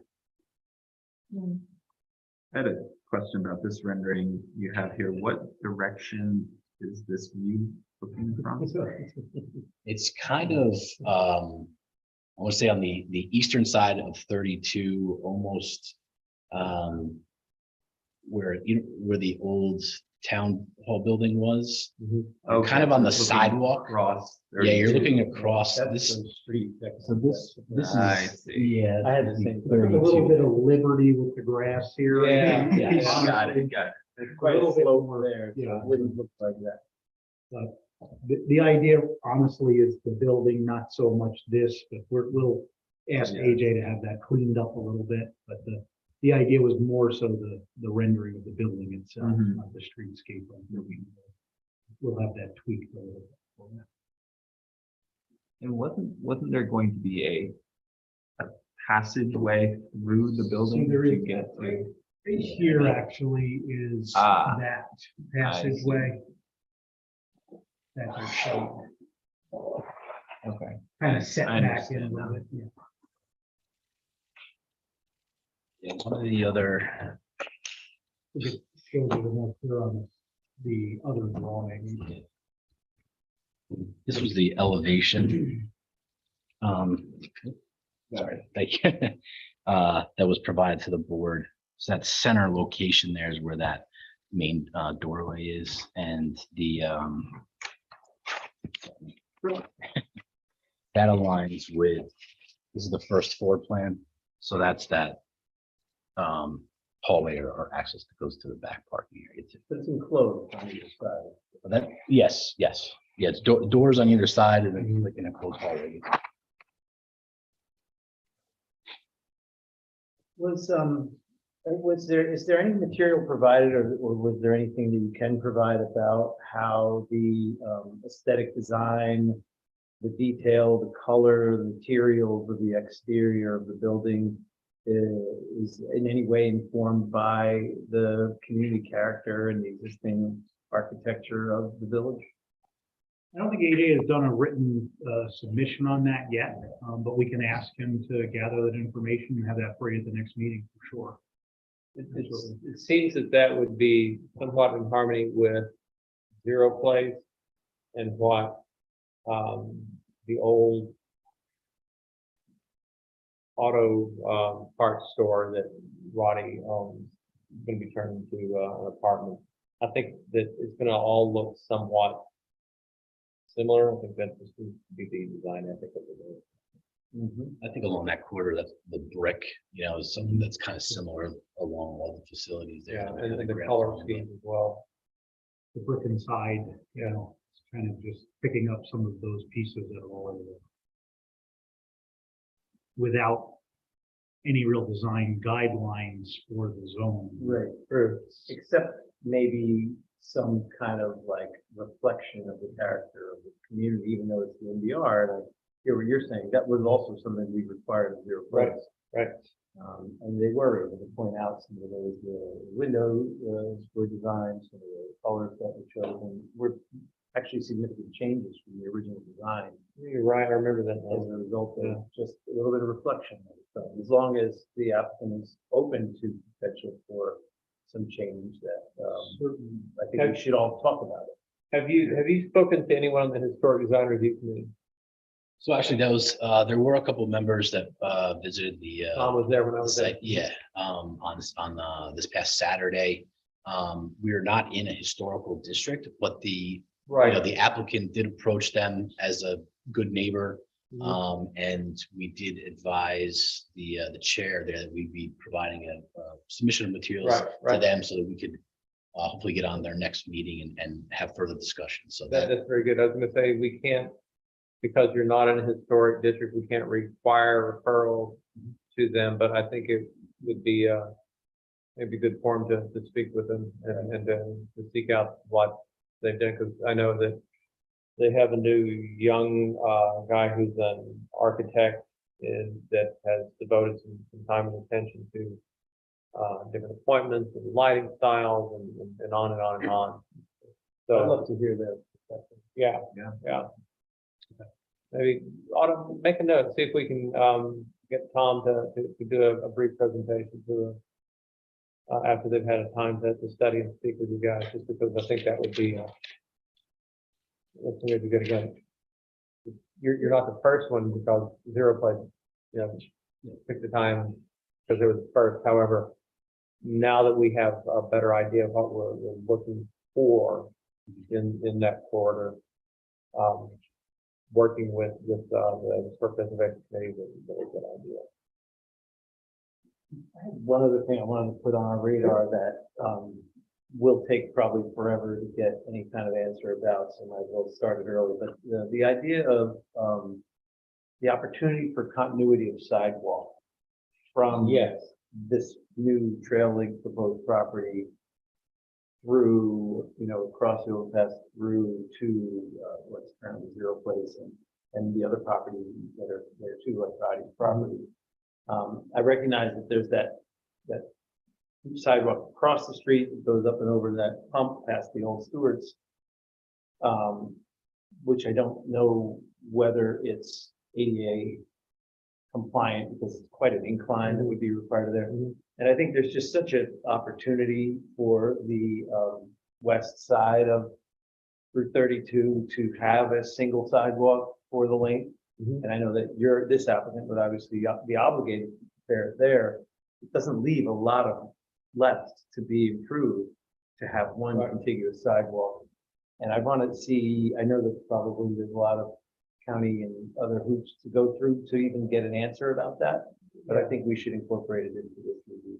Yeah, I think that's a good note. I know that, with the sidewalk ends at the bridge. And there are two residential properties, then there is the Brand Auto, the tool shed there, and then there's your property, Rycor. So I think that we can, of course, be willing to work, put through Rycor. I think that's kind of where, I think that'd be kind of where it would end, and we'd have to figure out who has responsibility for those others. And I'm betting. Because right on 32, I'm betting. And there's that substantial drainage section that where the road is very narrow. So there's probably some work to do to make it happen, but I really think we need to at least get to know. Yeah, that's, I was gonna say the crossing of the tributary there, I think is the bottleneck with that being a restrictive structure to have even a shoulder, you know, a walkable shoulder through there. I think, I think it'd be a really significant missed opportunity now to get this, get an answer about. it'd be on record that we want that, yeah. In fact, yeah, I'm sure that represents that Redwood County or NISDOT. Because of the bridge. Okay. Any other comments or questions? Okay, well, let's get down to the business then. What we want to do is, we want to make an official reference of this project, for comments from Dennis Lario. So I need a motion to refer, this application to, our engineer for, review and comments. Second, all in favor? Aye. Okay, then I would like to make a motion to engage, DTS Provident, who is our traffic consultant, to confirm the results of the study. And to review that, because we like the expertise. So, second, all in favor? Aye. Aye. So we have done that.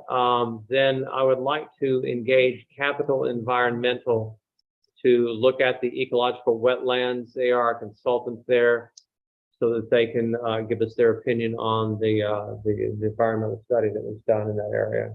So move. Second, all in favor? Aye. So that's done, and then the last thing we want to do is, the last two things, we want to refer this to the ZBA to study the height variance. So move. Second, all in favor? Aye. And then referring this to the Ulster County Planning Board. So move. Second, all in favor? Aye. Okay, so that that pretty much takes care of the business. You have those issues. If you don't, Autumn can get those to you. That includes the bulk table, includes the affordable housing law compliance, and then we'll just register that we'll serve letter, which is interesting. Not many people do that. Just to clarify, the bulk table, it's not really an issue, is we've got to go to the ZBA to get that Okay. approved, right? Good point. Okay. I just want to, okay. Yeah, good point. And then you mentioned that you did receive some responses to the intent to be lead agent. Can you share that with the applicant? Yes, we can. It was, and Autumn has them. It was the fire department, and who else? Village board. Which Oh, so you didn't see anything from DOT? no, nothing yet, nothing yet. But it's been 30 days. Yeah. Understood. Done. So. Okay, anything else? I think that's it for tonight. Yeah. One public hearing, like where do you see? Probably gonna be December. I'll get with Ashley on this pretty quickly.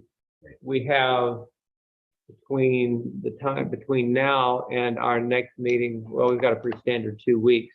So I'll get with her and try to work through any of these issues. She'll review the tape, the video.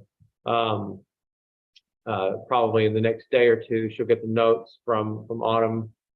And then probably on Monday, by Monday, the 24th, she and I will probably discuss what we want to do as far as moving forward with this, and then we'll have it all finalized. We'll be notified probably by the 28th, and then we'll have our meeting on the 1st, so.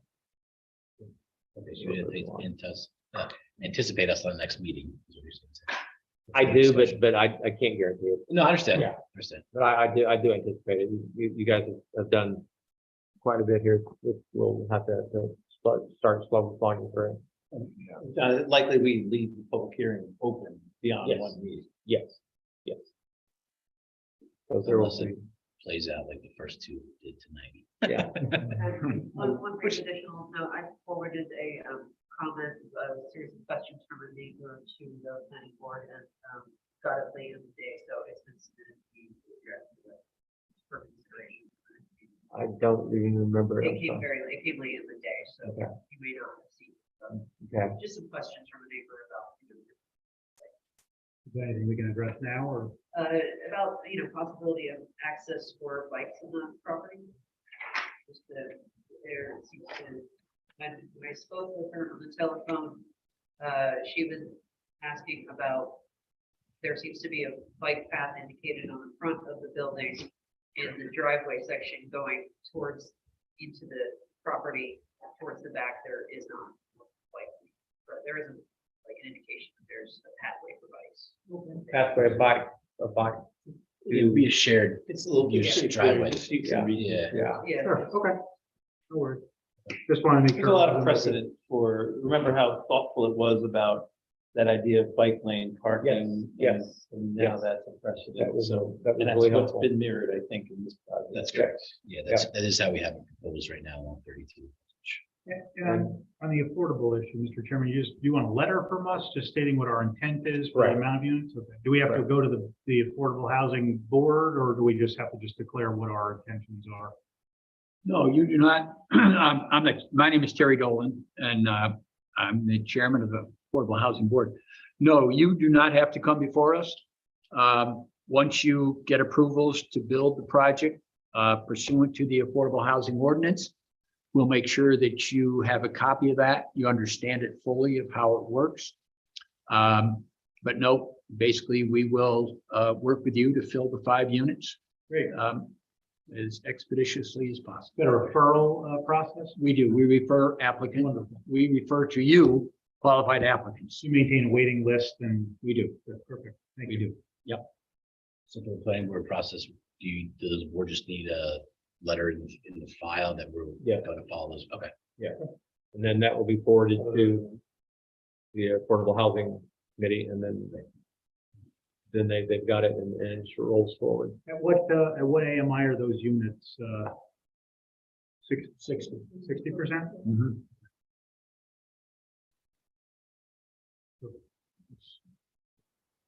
Okay, Wonderful. there we are. Thank you very much. Thank you. Appreciate it. Appreciate it. Thanks. So that concludes the meetings tonight. So the last thing that we do need is a motion to adjourn. Second? Second? All in favor? Aye. Thank you very much. Lisa, where are you? Sorry, I Okay.